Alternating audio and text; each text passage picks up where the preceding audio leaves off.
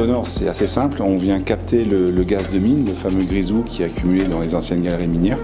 Et on en fait deux choses. On l'injecte sur le réseau de GRT, donc sur le réseau de transport à une pression de 65 bars. Et on prend une partie de ce gaz pour en faire de l'électricité et bientôt de la chaleur à destination de la commune d'Avion sur laquelle on se trouve. Le Gazonor, c'est 4 sites d'exploitation en France, plus le satellite que représente la commune de Béthune. Et on a aussi une activité en Belgique, à proximité du bassin de Charleroi, étant donné que le bassin minier continue entre la France et la Belgique. Donc aujourd'hui, le projet le plus emblématique est celui de Béthune, commune à laquelle on vient, pour le réseau de chaleur, alimenter en gaz de mine, qui est donc consommé par la chaufferie, qui alimente le réseau de chaleur. Sur place, on a deux moteurs qui fabriquent de l'électricité. On injecte cette électricité sur les réseaux et on sait récupérer la chaleur sur ces moteurs à destination du réseau. Donc on a une triplette, gaz, chaleur, électricité sur la commune de Béthune. Derrière, on regarde à d'autres débouchés potentiels, notamment l'hydrogène, puisqu'on a une forte demande au niveau de la région et au niveau même national pour, en tant que producteur de gaz, nous intéresser à ce type de technologie et ce type d'énergie.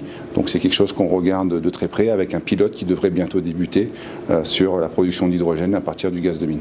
Alors c'est très simple, on vient se connecter sur un ancien puits ou sur une ancienne galerie, 110 000 km de galeries qui ont été creusées pendant les 300 ans d'activité minière, donc 2,5 fois le tour de la planète, c'est quand même quelque chose d'assez conséquent. Et donc tout ce beau gaz continue à s'accumuler, on vient se connecter à partir d'anciens puits ou des sondages de décompression qui ont été forés notamment par l'État à la fin dans les années 2000, et on vient avec un compresseur alimenter soit des moteurs, soit un réseau de production de gaz ou de transport de gaz. La majeure partie du gaz extrait du puits est injecté sur le réseau GRT à l'aide de ces compresseurs. En termes de volume, c'est conséquent, ça équivaut à 6 à 9 000 normomètres cubes heure, 24 heures sur 24, 7 jours sur 7 depuis les années 90.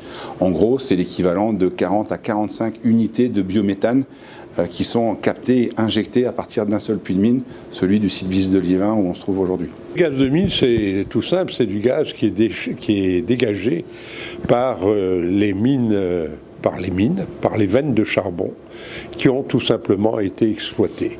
On a cassé la structure quelque part et donc indéfiniment les morceaux de charbon qui restent au fond dégagent du méthane, du CH4 très exactement, dont les teneurs peuvent être variables, qui s'échappent et qui ne demandent qu'une chose, migrer vers la surface, mais en s'accumulant à proximité de la surface qui peut être dangereux.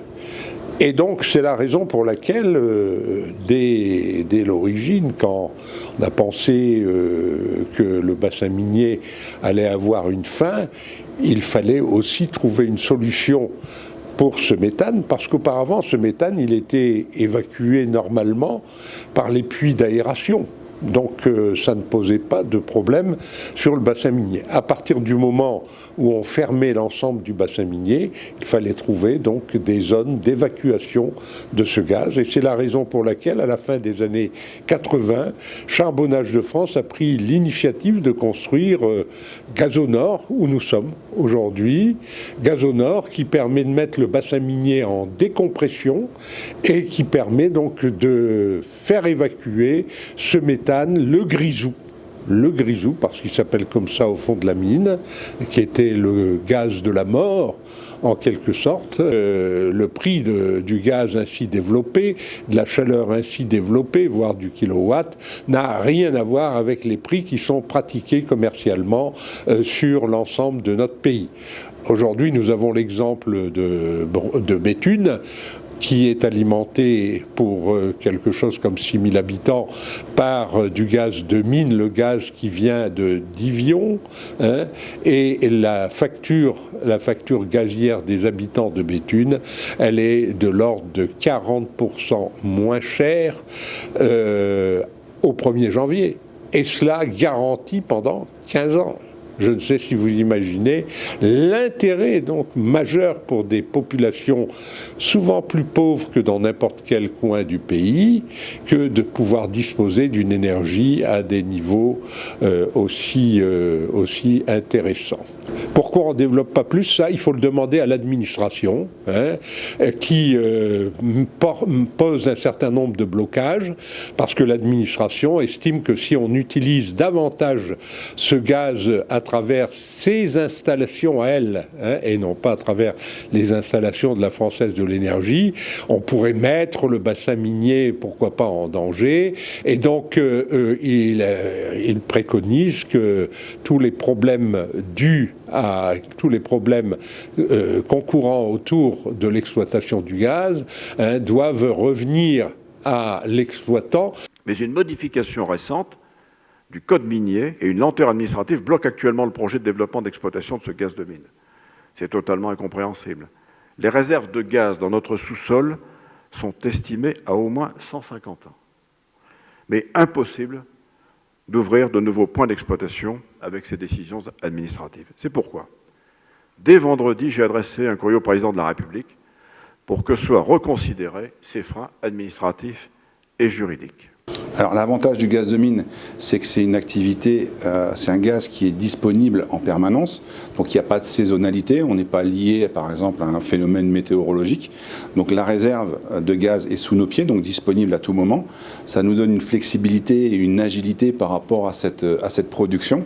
Et surtout, c'est un gaz en quantité conséquente, encore une fois, sur le site d'Avion, rien que pour l'électricité, c'est l'équivalent de 16 à 18 éoliennes qu'on pourrait mettre à la place des machines qui produisent l'électricité. Ça, il faut garder en tête que le méthane, qui est l'une des composantes principales du grisou, est 32 fois plus polluant que le dioxyde de carbone.